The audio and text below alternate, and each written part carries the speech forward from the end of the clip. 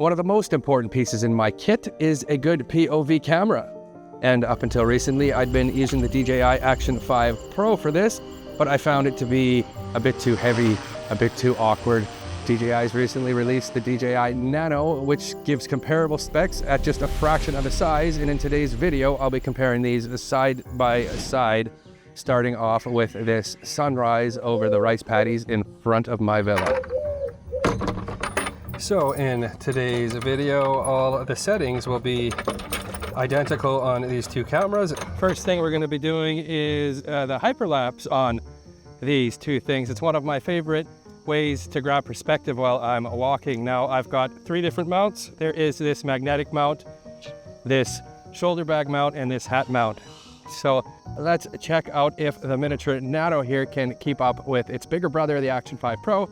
The hyperlapse is some of my favorite ways to use these cameras, and while you're comparing the two side by side, let's go over some of the ground rules. The right side of your screen will be the DJI Osmo Nano, and the left side will be the DJI Action 5 Pro. I have both camera settings identical throughout the video. I'll be leaving the ISO on auto as well as the white balance, and for image adjustment, I will be running both cameras at -1 for sharpness and -1 for noise. So both of these cameras have absolutely no sound when it comes to slow motion, but the Action 5 does have quite an advantage. It's pretty hard to cross the street here. The Action 5 does have quite a bit of an advantage with the slow motion. When it comes to time to slow the world down, both of these cameras offer 4K and 120 frames per second in both a wide and a standard or D-warp image. If you want to slow things down even more, you're going to have to compromise that 4K for 1080. But this is going to allow you to slow things down double that of the 4K and get you 240 frames per second. When it comes to stability in slow motion, neither of these cameras offer stability in the slow-mo mode.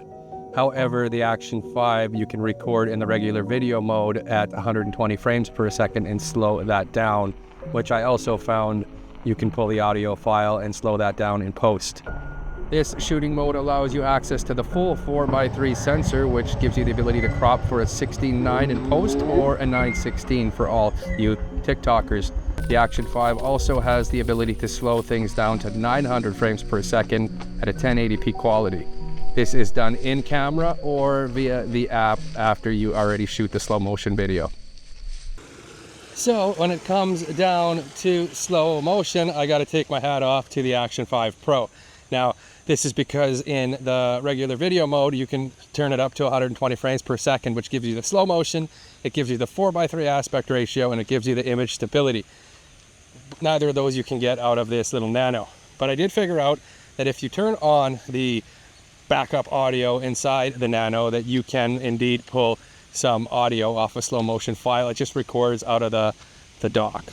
When it comes down to low light performance, DJI has made some significant leaps forward with its Super Night mode. On the right, you'll see the Osmo Nano Super Night, and on the left, the Action 5, which I find comes out quite a bit cleaner, brighter, quite a bit crisper than the Osmo Nano.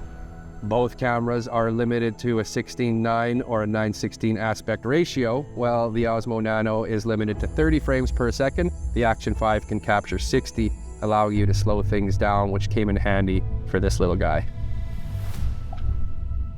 Oh no.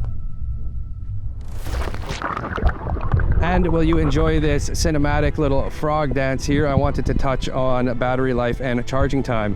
After all, this was the last shot of the day. And throughout the day, I captured right around 60 gigabytes on each of these cameras.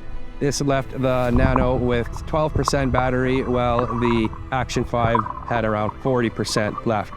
After running both down to 0, I was able to charge up the Action 5 in 45 minutes, and the Nano was a little bit longer at 51 minutes. The results of both of these cameras are perfectly fine with me.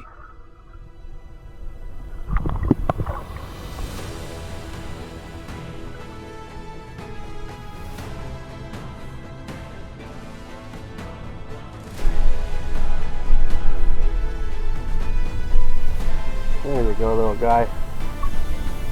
You're free. Get on out of here. So one of the issues that I have with the Action 5 is the speakers and the sound quality, the microphones on it after you go in the water. They tend to fill up with water. The GoPro is the only action camera that I've tried that doesn't really have that issue because it's got some kind of hydrophobic speaker housings. But how are we sounding here with the Action 5? So there we are with the Nano, and does it have the same issues with the speakers that I found with the Action 5? Or is it a little bit better when you come out of the water? So I thought this little area might be a good spot to check out the differences between these two microphones when it comes to noise cancellation.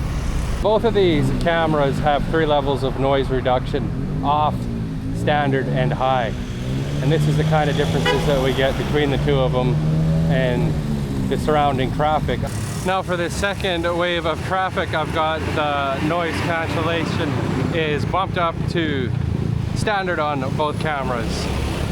And we've got a little bit more traffic to deal with here to get a feel of how these two sound. Traffic is very strange here. Some of these bikes sound like weed whackers and some of them are electric, so it's hard to know what kind of sound you're going to be getting out of them. And finally, this is what we get with the noise cancellation set to high. This is the best that it's going to do, and testing it with this traffic is working pretty well.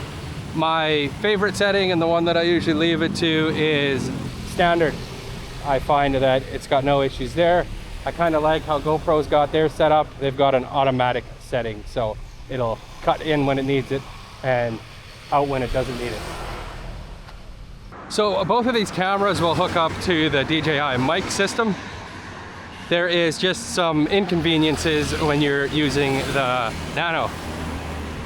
So one of the things I was skeptical of, and I couldn't find much about it online before I bought this camera, is does the wireless mic work if the camera isn't hooked up to the docking station? And sure it does.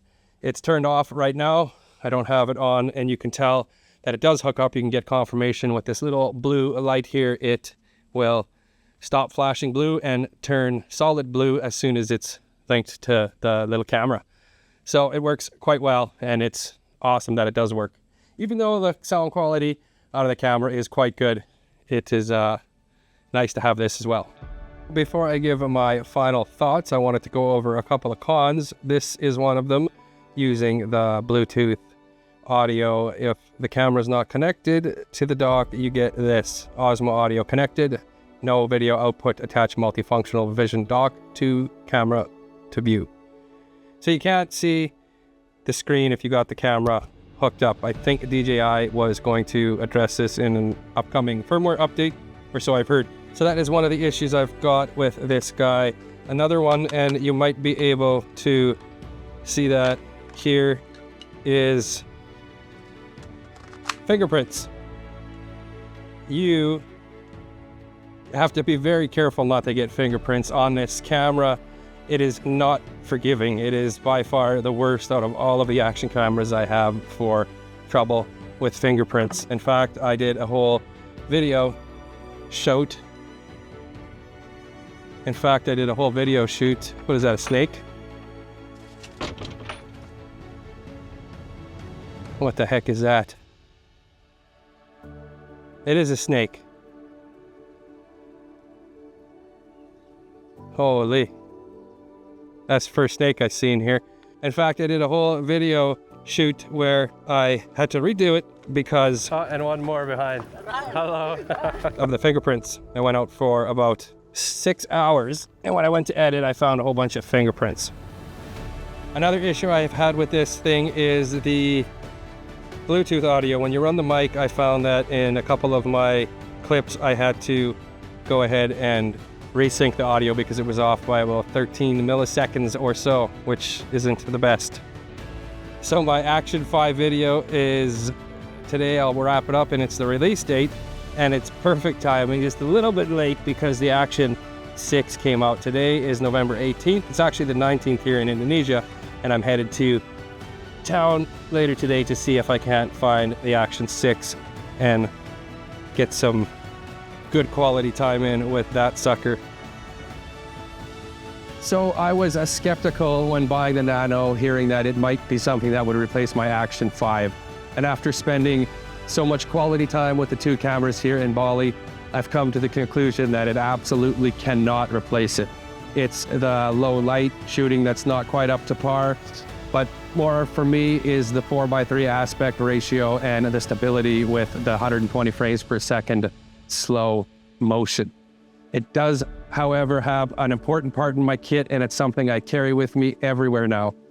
And I'm gonna leave you with a couple of snails here. I'm the Jaunting Ape. I had a blast making this video. Thanks for tuning in, and the world is yours, my friends.